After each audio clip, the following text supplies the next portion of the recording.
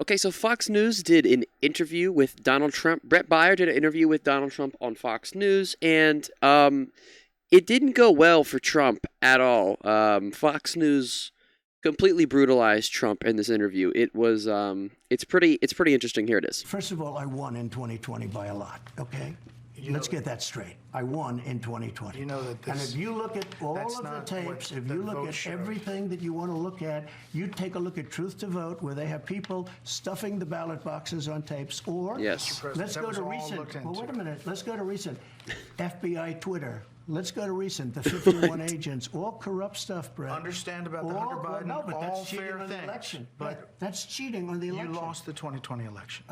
Brett, you take a look at all of the stuff ballots. You take a look at all of the things, including things like the 51 intelligence agents. There were recounts in all of the swing states. I like how even when Brett's just like he lost, he's still fighting him.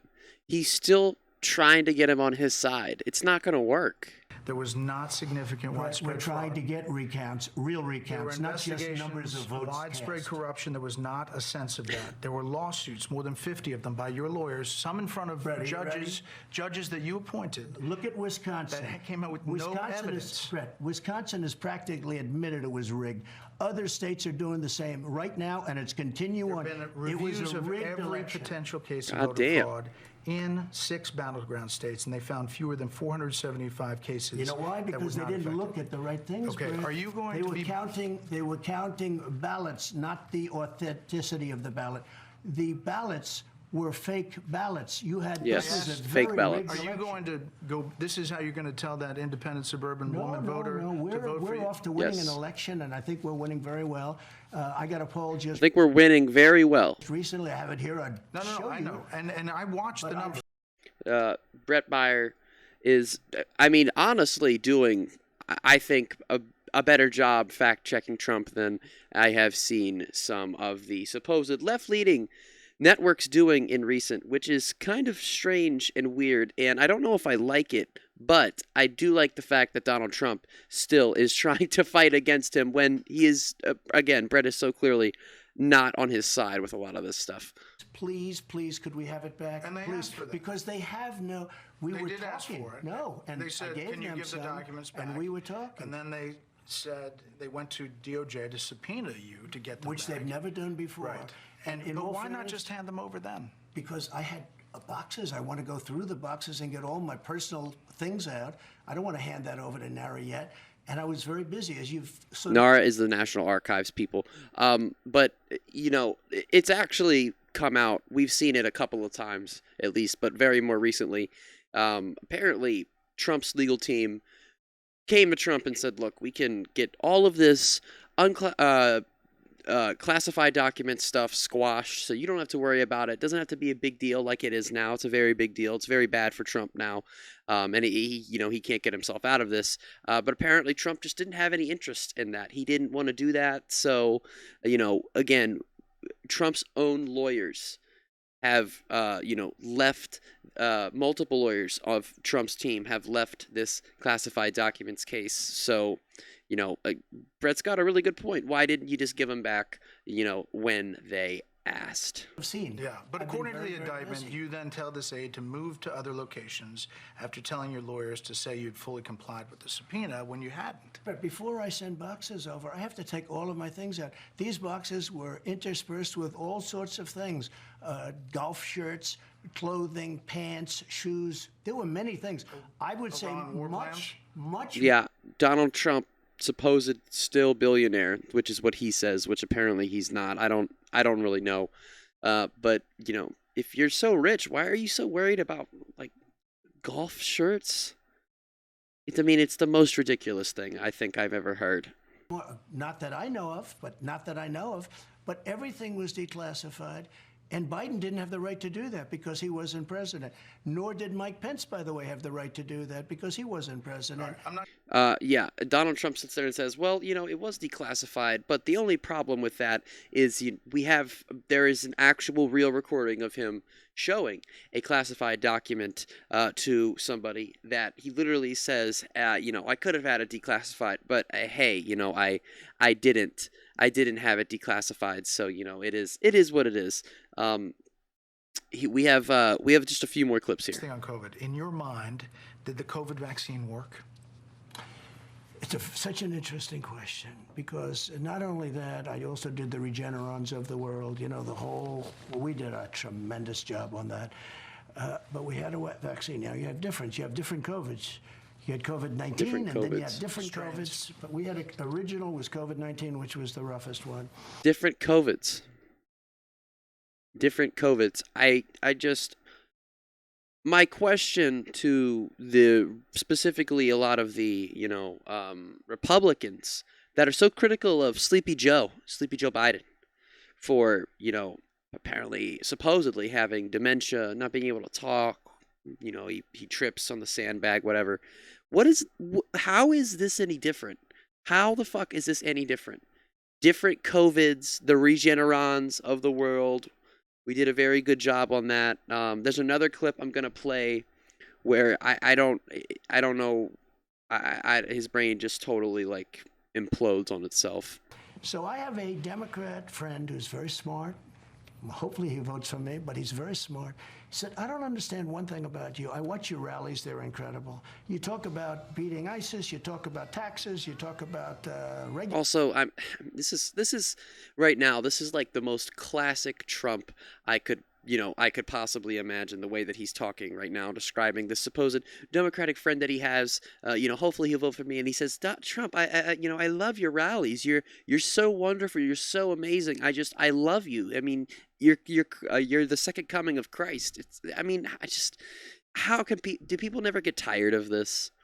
Don't they get tired of hearing these, very clearly, obviously made up stories? You talk about everything. But you never said that. I've never heard you talk about how the incredible job you did with the vaccines, because as you know, I got them done in 9 months, and it was supposed to take anywhere from 5 to 12 years. I broke their ass, okay? And you know who doesn't like me too much? The FDA. He's not entirely wrong about that. The problem with what he said really is that he has on multiple different occasions bragged about the vaccine. He has called it his vaccine before. He's even been booed on stage with Bill O'Reilly for saying that the vaccine is good and fine, and him and Bill both took it. So he has touted the vaccine on many different occasions. So it's not even, this whole premise of what he just said is not even right because or they true. Were very bureaucratic, and I got it done. And he said, you may have saved throughout the world 100 million people, and you never talk about it. I said, I really don't want to talk about it, because as a Republican, it's not a great thing to talk about, because for some reason, it's just not. For some reason? Yeah, for some reason, because people love the vaccines and people hate the vaccines. For some reason, conservatives aren't. And I understand both sides of it, by the way. I understand both sides very well. What I didn't do is the mandates. The mandates and the vaccines don't go. And you had these governors mandating. He made sure to bring that up. Ron DeSantis. The Pentagon did. Ron DeSantis had lines of people trying to get the vaccine. He set up whole things. When I never saw a guy that could forget the past so quickly, because the past wasn't that long ago.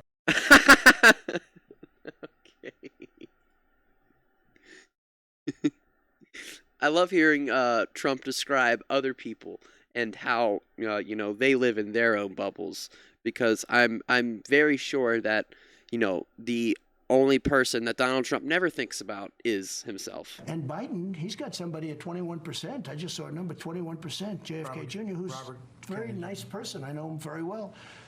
He's a very, very fine person. He's at 21%. So for those of you that didn't catch that, I will briefly explain and then let you hear it again. I don't know what he got asked. Something about the Republican primary, the primary debates, and he starts talking about supposedly, I think he was trying to say Robert Kennedy, but he says JFK Jr. He knows him very well. He thinks he's a very good man. And for those of you that don't know or might not remember, JFK Jr. has been dead since 1999. So he's been dead for a good long while. This interview was shot a few days ago. So it's not like a unknown thing. JFK Jr. He's been dead for a very long time, and this is what I was saying earlier.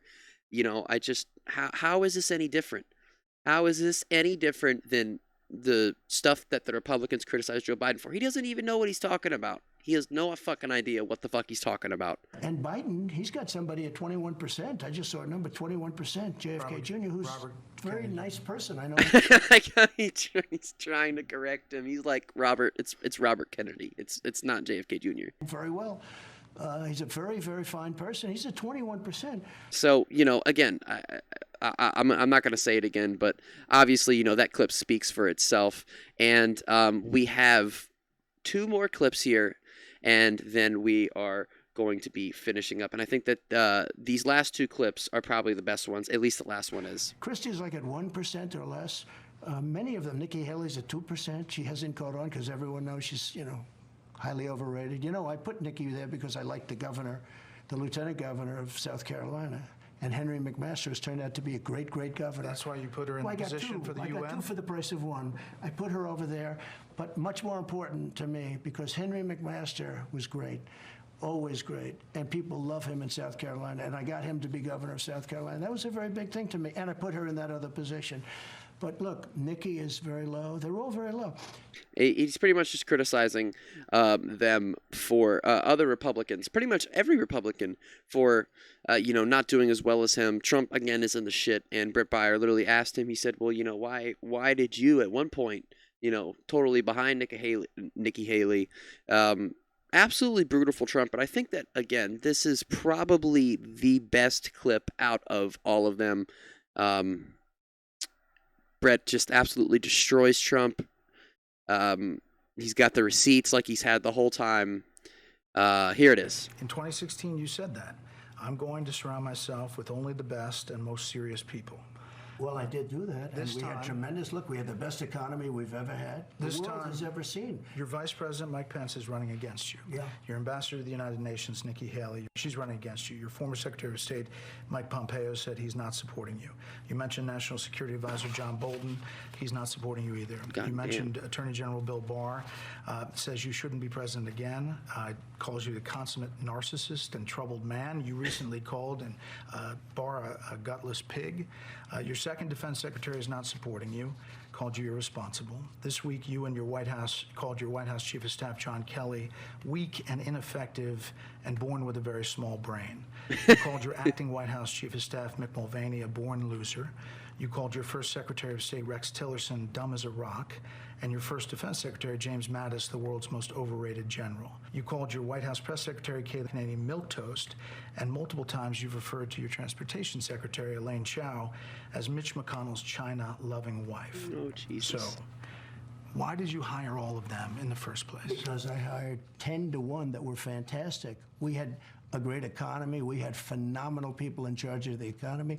We had phenomenal people in the military. I'm not a fan of Milley, and I'm not a fan of certain of the television people. But I knocked out ISIS. I defeated ISIS. Donald Trump can say, all of these things. He says, we had a very strong military. You guys can look this up for yourselves. I don't have this pulled up right now, but I do encourage you to go and look it up. Please do your own research. I think that that's very important. I know I make these videos to inform, but I also do want you guys to go and read and learn for yourselves. Look this up. When Donald Trump was in office, military numbers actually went down. We actually lost service members. It was around 500,000 when Trump first took office, and it dipped into the 470, maybe 460,000 range when he was in office. And, obviously I don't need to speak on the economy. It's no secret, okay? It is no secret that Donald Trump was only riding on the slow at one point, but, started to gain very much momentum, economic growth that Obama set him on. Did Donald Trump add, I think, 6.7 million jobs before COVID? Yes. And then COVID hit, everything shut down, and Donald Trump's economy was completely went to shit. But again, he takes all the credit for that economy, but Obama's the one that set us on that trend. But again, Trump loves to take, all the credit for the economy. And again, even when you look really down at the nitty gritty of all of that, the president has a small small marginal impact on the economy when it comes to certain things. And this is something that you might have heard some people say. And, there are some people that do understand better than others. But, as far as the stock market goes, it could go up, it could go down. It is what it is. No one is going to ever be able to 100% predict or even come close to 100% being able to predict what is going to happen with the economy. Said, Mattis, it would take 3 years, and I don't think we can do it. I did it in a period of like 4 weeks. There's a lot of people who praise you for your policies. I just said that. That's true. Well, I mean, you just went through a list. But don't forget, for every one you say, I had 10 that love us. And one thing happens, I find, with Yeah, and out of all those people on that list, I think the one that stands out most to me is Kayleigh McEnany, his former White House press secretary, that is now on Fox News. When he made it like a truth social about her and called her like Milk Toast McEnany or something like that, or Kayleigh Milk Toast. I don't even remember. It was kind of funny, and the backlash from that against Trump was huge. Fox was very disappointed in him. They were very mad. They spoke on that multiple times, and there were just a bunch of other huge conservative talking heads and pundits that I just saw were so upset that he called Kayleigh McEnany a name. I don't know why it stuck out in my mind so much. I don't know why the reaction was so huge for that one specific person. But that's going to be it for the video. Please let me know what you thought. Hit the like button, hit the subscribe button, and press that little bell. Turn on all notifications so you guys never miss an upload.